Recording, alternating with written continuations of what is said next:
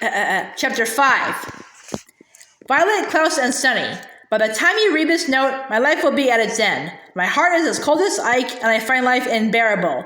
I know your children may not understand the sad life of a dowager, or what would have led me to this desperate act, but please know that I am much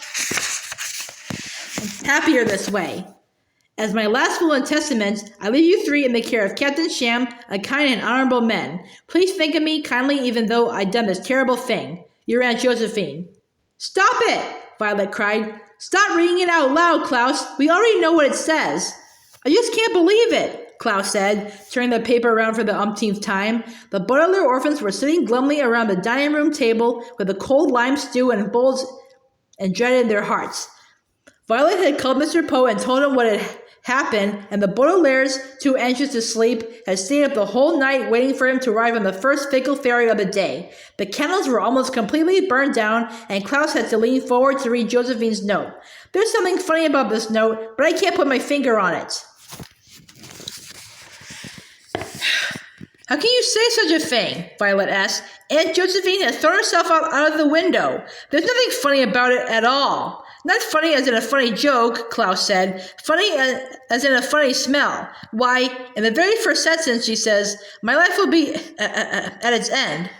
And now it is, Violet said, shuddering. That's not what I mean, Klaus said impatiently. She uses it's, it'-yes, which always means it is. But you wouldn't say my life will be at its end. She means its, belonging to it.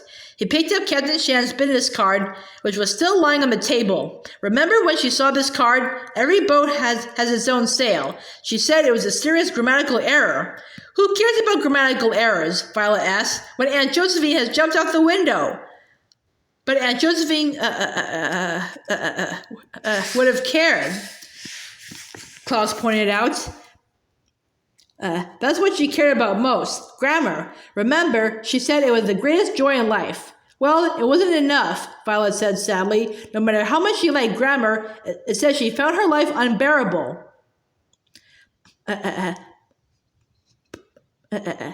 But that's another error. But that's another error in the note, Klaus said. It doesn't say unbearable with a U, it says unbearable with an I. You are being unbearable with a U, Violet cried. And you are being stupid with an S, Klaus snapped. Agate! Sunny shrieked, which meant something along the lines of, please stop fighting. Violet and Klaus looked at their baby sister and then at one another. Oftentimes, when people are miserable, they will want to make other people miserable too, but it never helps. I'm sorry, Klaus, Violet said meekly. You're not unbearable. Our situation is unbearable. I know, Klaus said miserably. I'm sorry too. You're not stupid, Violet. You're very clever. In fact, I hope you're clever enough to get us out of this situation. Aunt Josephine has jumped out the window and left us in the care of Captain Sham, and I don't know what we can do about it. Well, Mr. Poe is on his way, Violet said. He said on the phone that he would be here first thing in the morning, so we don't have long to wait. Maybe Mr. Poe can be of some help. I guess so, Klaus said, but he and his sisters looked at one another and sighed. They knew that the chances of Mr. Poe being of much help were rather slim.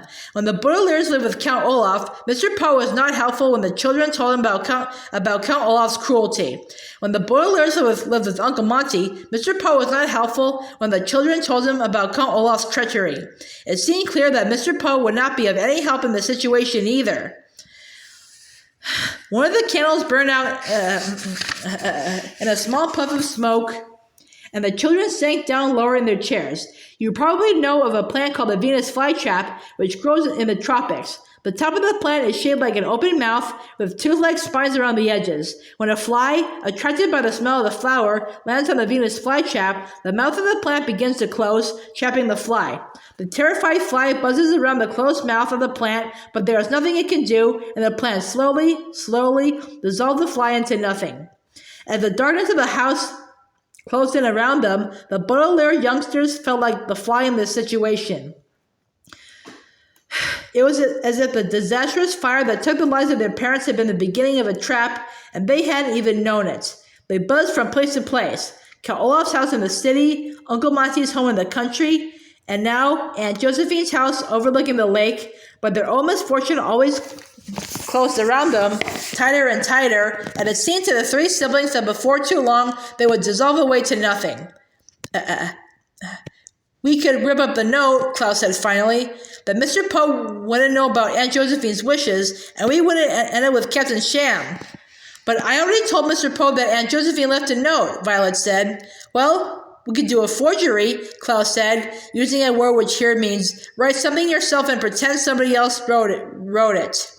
We'll write everything she wrote, but we'll leave out the part about Captain Sham. Aha! Sunny shrieked. This word was a favorite of Sunny's, and unlike most of her words, it needed no translation. What Sunny meant was, aha, an expression of discovery. Of course, Violet cried. That's what Captain Sham did. He wrote this letter, not Aunt Josephine.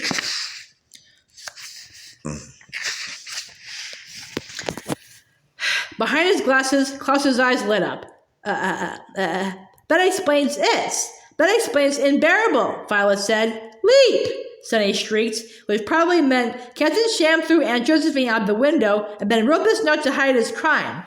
What a terrible thing to do, Klaus said, shuddering as he thought of Aunt Josephine falling into the lake she feared so much. Imagine the terrible things he will do to us, Violet said, if we don't expose his crime. I can't wait until Mr. Poe gets here so we can tell him what happened. With perfect timing, the doorbell rang, and the Baudelaires hurried to answer it. Violet led her siblings down the hallway, looking wistfully at the radiator as she remembered how afraid of it Aunt Josephine was. Klaus followed closely behind, touching each doorknob gently in memory of Aunt Josephine's warnings about them shattering into pieces. And when they reached the door, Sunny looked mournfully at the welcome mat that Aunt Josephine thought that could cause someone to break their neck.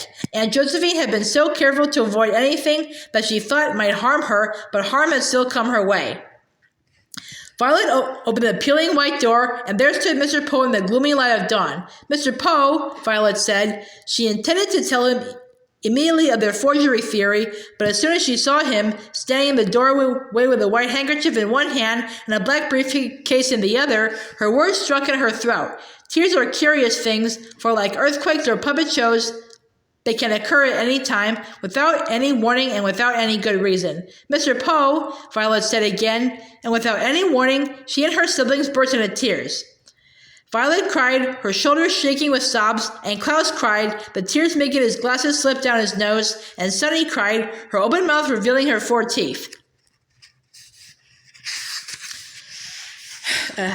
Mr. Poe put down his briefcase and put away his handkerchief.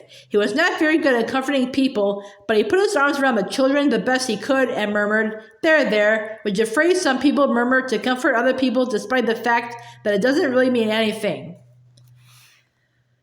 Mr. Poe couldn't think of anything else to say that might have comforted the Baudelaire orphans, but I wish now that I had the power to go back in time and speak to these 3 sobbing children. If I could tell the Baudelaires that like earthquakes and puppet shows, their tears were occurring not only without warning, but without good reason. The youngsters were crying, of course, because they thought Aunt Josephine was dead, and I wish I had the power to go back and tell them that they were wrong. But of course I cannot. I am not on top of the hill, overlooking Lake Lachrymose on that gloomy morning.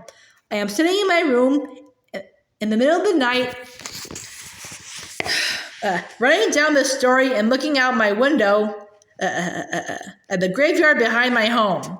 I cannot tell the Baudelaire orphans that they are wrong, but I can tell you, as the orphans cry in Mr. Poe's arms, that Aunt Josephine is not dead.